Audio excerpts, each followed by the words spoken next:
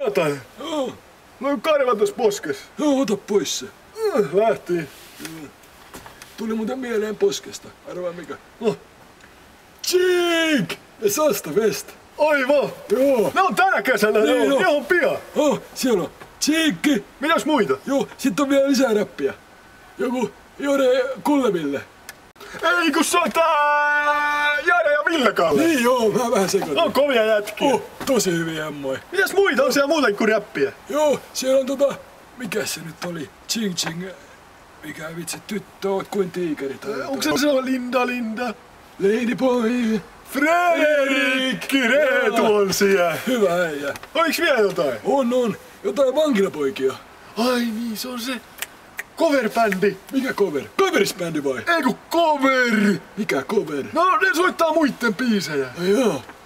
Reginan vangit! Ai mä en oo kuullut ikinä. Kannattaa kuunnella, kovia jätkiä. Totta kai sit jos sä sanot noin. Mitäs muuta? Vielä oli jotain. Oli joku lintu. Mikä se oli? Lintu. Joku sorsa, ei. Rinki Sorsa! Ei ollut sorsa. Vähän isompi lintu. Topi Sorsakoski. Isompi lintu.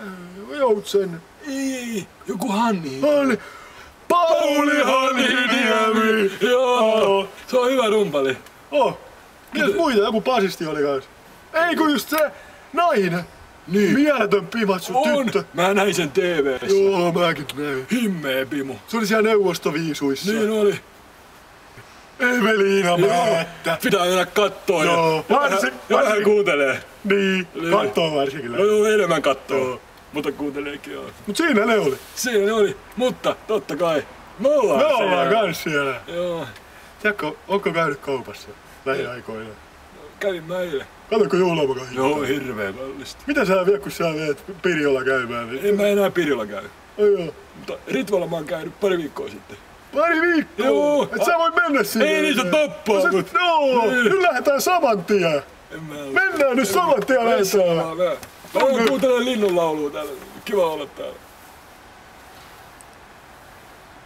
Tai kyllä mä lähden sittenkin.